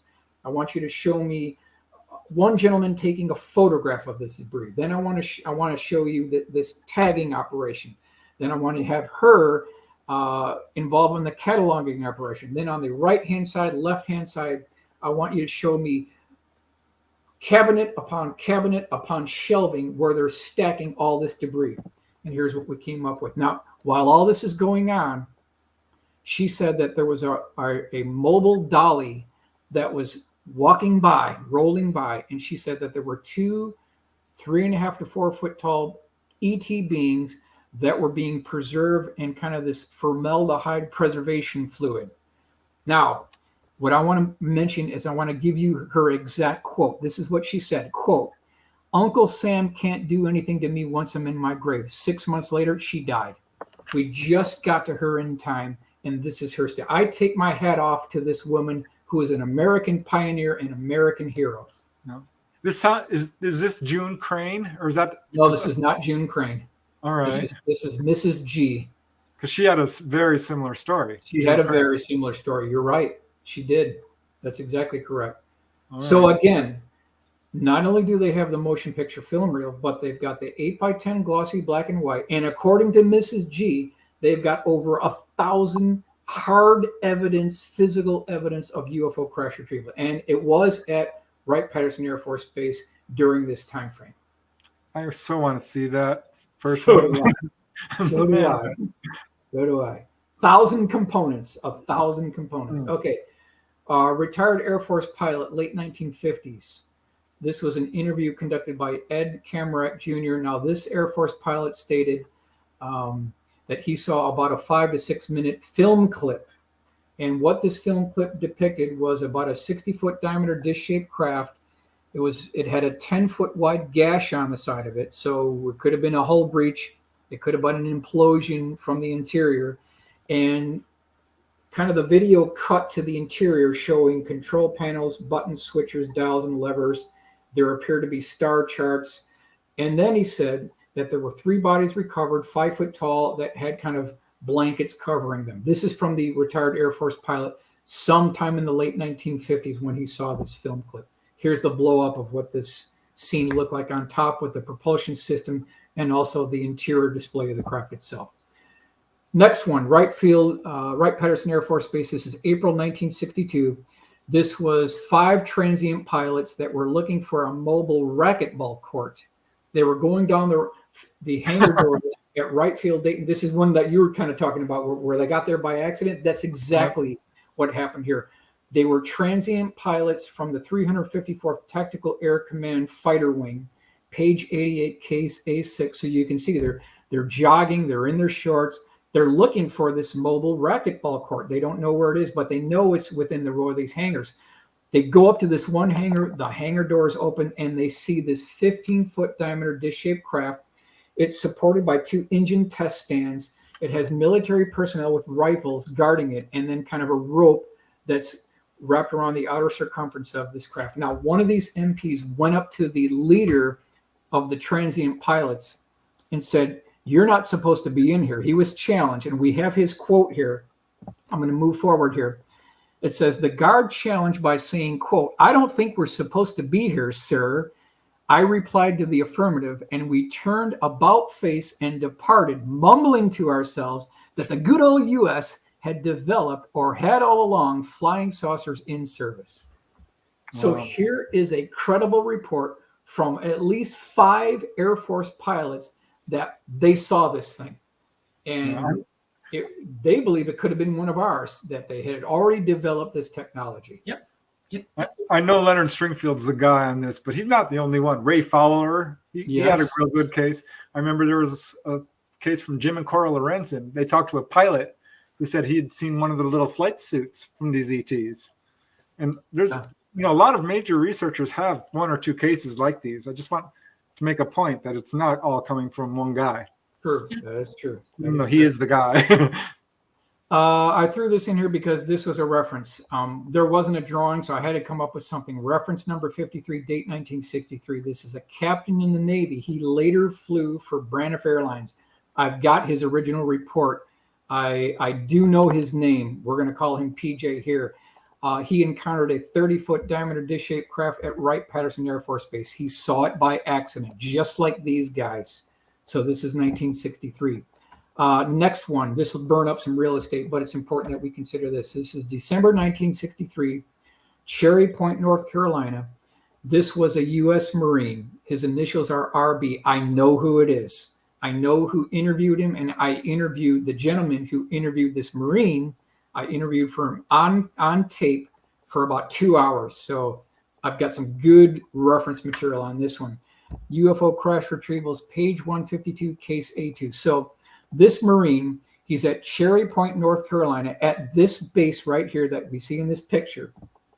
Here's the map that shows you where this is, just north of Havelock, Cherry Point, North Carolina. So he boards a plane with blacked out windows. They fly to an undisclosed location. They land.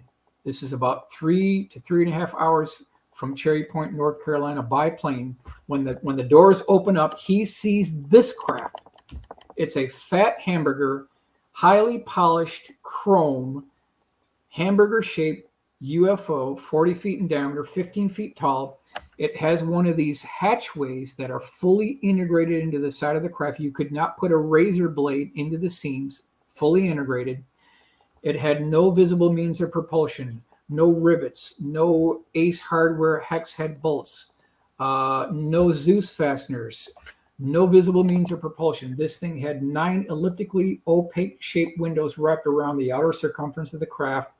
Now, here's the point here that I want to make out, is that these red dots on this drawing are the attempted entryway points of a diamond tip drill bit, acetylene torch, and then a laser. So they tried 3 ways to get in this craft. Now, here's the full color rendering by Joseph Ray. Did a great job showing you what this thing looked like. I also would mention that he said that there was a 1-inch lip between the exterior of the skin itself and the exterior of these opaque shaped windows, something that you could feel with your thumb. There was definitely some type of a lip there. And I want to give credit to Joseph Ray for the full color rendering. These, as a review, are the 3 ways they try to get in this craft. Number 1, diamond tip drill bit. Number 2, acetylene torch.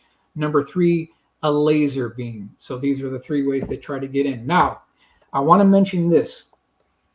This is the original sketch by the U.S. Marine who saw this thing with his own eyes. This is not a reproduction. This is not a copy. This is the original sketch. Now, he said the whole thing was propped up by scaffolding, and they had a catwalk where you could walk around this thing, kind of like at eye level and look inside these opaque windows. On the upper and left-hand corner of this drawing by this Marine, you can see these lighting kind of sections. He said that the interior of this facility was excruciatingly well lit. There were no shadows, so you could see this thing very well. Now, if you look directly under this thing where it's being supported, there are these like a little bit higher black pads. These are the pads that were holding this craft on the scaffolding, which was connected to the catwalk. So this gives you a layout of what this looked like. Now here is Michael Johnstone's little bit refined drawing. He's the gentleman who interviewed the Marine. That's his drawing. If you look on the far left of this craft, you can see that lip that he was talking about. That's the 1-inch lip from the exterior of the craft to the exterior of these opaque colored windows. So here is the little bit refined drawing that I put together. You can see I've done a detailed view of this lip here, and I'll just do a couple of the bullet items here. Craft was seen at an undisclosed military location 3 hours by plane from Cherry Point, North Carolina. Entire craft was surrounded with what looked like standard military aircraft scaffolding. I also want to mention that there was a white circle painted directly up below this thing on the floor that kind of wrapped around the outer circumference too. And his job was to guard and shoot to kill anybody who tried to breach that white circle that was painted on the floor directly below the craft. Here's the full color rendering by Joseph Wraith. He did a really good job. This is pretty much very close to what this thing looked like if you were there. Jose Sanchez commissioned a joint. This shows you the diamond tip drill bit disintegrating as they're trying to get into the craft itself. First pass full color illustration by John McNeil, showing you the whited painted circle below.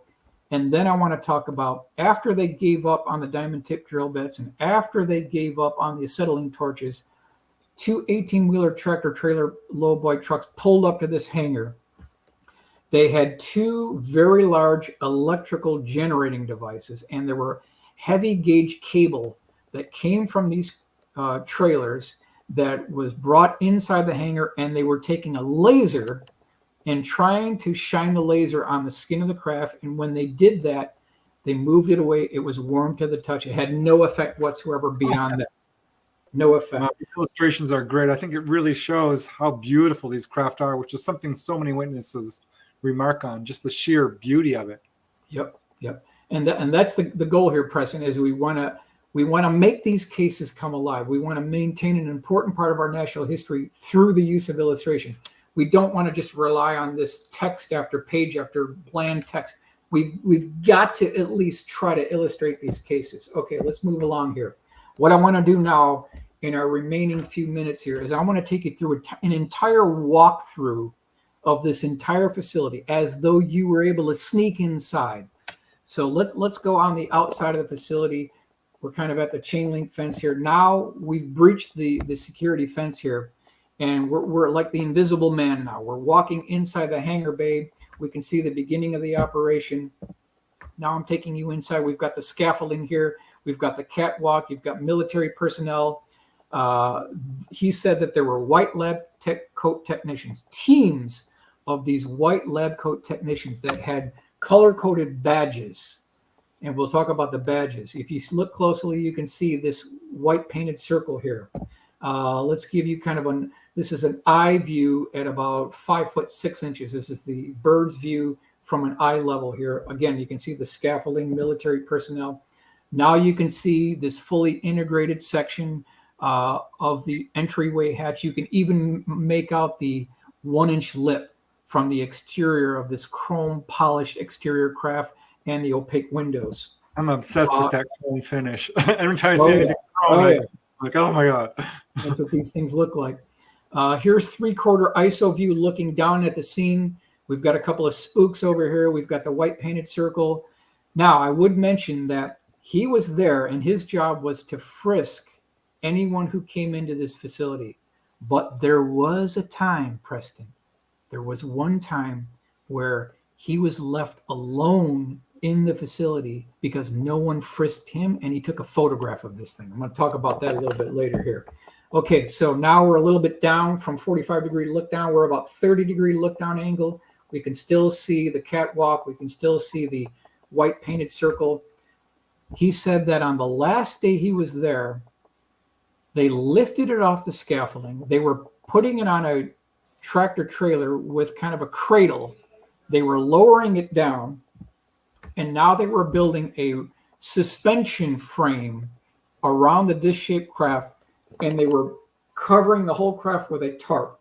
So let's go to the tarp operation here. You can see them building the tarp. We've got it almost completely tarped now. Now we're getting ready to move out. We got everybody loaded up. The thing's out of there. Personnel's gone. We're moving out. We're getting ready to move out of the hangar now. Now we're fully out of the hangar. And this is Rudy's drawing of what it looked like on the exterior portion outside of the hangar. Now, back to the laser incident. When they shone this laser on the exterior of the craft, it bounced off and damaged the ceiling panel inside this facility. And you can see here, here's the incident with the laser. This took place according to the U.S. Marine. Here's his drawing of what this laser incident looked like. And that's why I want to bring up this movie, which I'm sure you've seen, Preston. Oh, yeah. I'm sure you've seen this movie.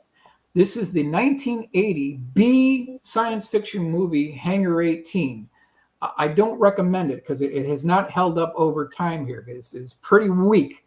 But my question is this movie a Hollywood belated designer leak for something that actually took place? And the only reason why I bring this up, because what this Marine talked about, virtually identical operations were seen in this movie. Number one, in this movie, you see that there are white lab coat technicians. Now here they're yellow, but in the movie, there's a portion where they have white lab coat technicians. This Marine said that during the time he was guarding there were white lab coat technicians with color-coded badges. So that checks out. Number two, there is scaffolding in this movie, in this hangar facility. The Marine talked about scaffolding and a catwalk. Number three, in this movie, there is a very brief incident with a laser. The Marine said that there was an incident with a laser. So these things check out in the movie and in real life. They all check out. Here are the color-coded badges. So if you had a green badge, you could go to this location, but you couldn't go here. If you had a yellow-coated badge, you could work in this part of the hangar, but you couldn't work on that part of the hangar. If you had a red badge, you had access to the entire facility. So bottom line is these lab coat technicians had color-coded badges. Next one. Now, when he was in the facility alone, because no one frisked him, there was one day where he was in there alone. He said he had a Minox camera that he snuck into his pant leg here. He pulled out this Minox camera and he snapped a photograph of this thing. Good job. He said, quote, "Someday I will tell this story and by God, people are going to believe me." However, in 1983, that photograph was lost in a flood. So we were this close of getting this evidence, this photograph that this gentleman took. So we took all the information together from the Marine, from the testimony, from the sketches, from the drawings, from the about 12 pages of notes that I've got on this, put all that together. We put together a replica of what this photograph from this Marine may have looked like. And this is our replica here. A little bit grayed out, gray tone, sort of brown, but it may have looked somewhat like this. This is what these Minox camera photographs look like. Something similar to this right here. Paul Nitz was the United States Secretary of the Navy during 1963 to 1967. This is like immediately after Kennedy was assassinated. He said that there was an instance when a United States Navy secretary just about put his foot past that white circle on the floor. He almost shot this guy. I did the checking. Wow. It checks out. It would have been this guy right here. He almost got killed from trying to breach that circle that was painted on the floor. We're going to have to wrap this up. Like we got like 2 minutes. Okay, we'll wrap it up. So plenty more to go here. Bottom line, Preston, is that case after case after case after eyewitness testimony from these military witnesses, Air Force pilots, people who are on the retrieval teams, leave really no question now that there is a covert, there is a secret retrieval operation going on since at least 1941, probably earlier, where they're retrieving the bodies, the craft.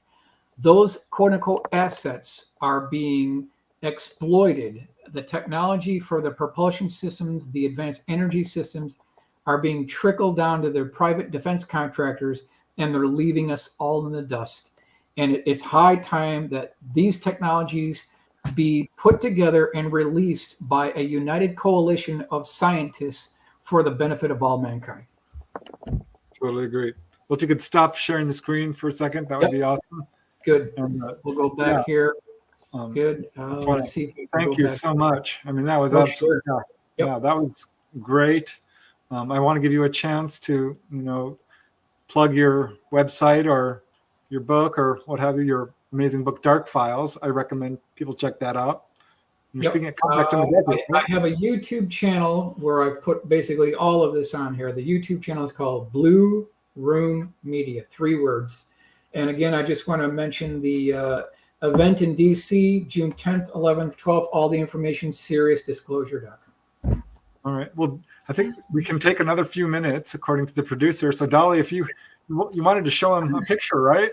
Right. Well, let me ask you a question before I show it to you. Did you ever check out any other types of incidences where they got vehicles on film ever?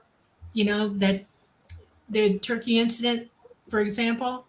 There definitely are other incidences on film. Have you ever seen footage from any of those in the type of craft? That's what we're looking for, right? Because astronaut Gordon Cooper had 2 sightings, at the very least 2 UFO incidents. One in West Germany, 1951, where he saw a disc-shaped craft that was seen by his wingman in an F-86. The other one was at Edwards Air Force Base in 1957, went on a dry lake bed. A disc-shaped craft came down, extended the landing gear legs, sat down on the dry lake bed for 60 seconds, popped up, retracted the gear, and took off at about a 45-degree angle, and they got it all on motion picture film reel. So the answer to the question, yes. Okay. All right. You're talking about B.D. Cooper, right? My dad knew Gordon Cooper, astronaut Gordon Cooper. Okay. All right. Mm-hmm. My dad knew him. Okay. And so I know a lot about that stuff. Good. I have a picture of a craft. And if you ever saw the Turkey footage and what that craft looks like, I want you to see this. Michelle, pull it. This is from 3,000 feet. I was on the ground. He was 3,000 feet above my head. There is an actual sighting of him in Las Vegas. When I landed in Las Vegas to drive to Laughlin, he was up there when I landed, and then he followed us out. And when I got to Laughlin, he came down 3,000 feet to let me photograph him. Go, Michelle. I think she's trying to pull it up, and it's doing the dreaded spinny. Shoot. Well, we still have a few more minutes. So yeah, I will show you privately. How's that? And That's I fine. can show you a lot of my footage. It is the same craft. there we go. This is before he turned on all his lights. This is side view. The 2 lights in the front are the actual front of the craft. And you can see the hump and the tail coming down. He is not circular. He is boomerang shaped. He can come off as looking circular, but he is not. Okay, Michelle, do the other one. Oh, did we lose Michael? No. I think we may have. Uh-oh. What happened? I don't know. Probably scared the hell out of him. No. I do know that he may have run out of time, or maybe his computer. Oh, I'm getting a call. Okay. It's probably him. Okay. Hold on. Okay, Michelle. Well, this has been the Light Gate, and we've been coming to you from our radio company from New Orleans. It's the United Paranormal Radio Network, and it's 107.7 FM and 105.3 FM. And this has been a really cool show. There he is. Yay! Okay. Yeah, that was Michael. He got kicked out. So we're just going to close up the show. Okay. So yeah, he was an amazing guest, wasn't he? Yes, absolutely. I bet you everybody's going to be talking for weeks about this. I hope so. Yeah, what a It's treat. really Gosh, good. I wish the world knew about this. It'd be so Absolutely. different. And I think The he's doing truth really needs to come out. important work. Absolutely. The work he does is phenomenal. I mean, this is perfect what they're all up to. They're circumventing secrecy here and bringing the truth to everybody the best way they know how, and I'm glad they are. All right. So you did the station call letters. Yes, yes, I hope I did. All I gotta right. have it. So we're good. Okay. Well, perfect. Well, everyone, I guess that's it for tonight. I really want to thank you for watching. It was a real special treat to hear Michael's presentation. If you do have a chance to visit Contact in the Desert, he will be there. His book, Dark Files, is available on Amazon. It's very well received, all kinds of wonderful reviews, and you can see his amazing drawings, which were so cool to see. I mean, that really does bring it to life. And I've always said that, you know, when it comes to UFOs, that phrase, a picture is worth 1,000 words, really, truly applies. Absolutely. It really does. All right. Any last words, Dolly? No. This has been fun. All right. Thanks, everyone. Thanks for watching.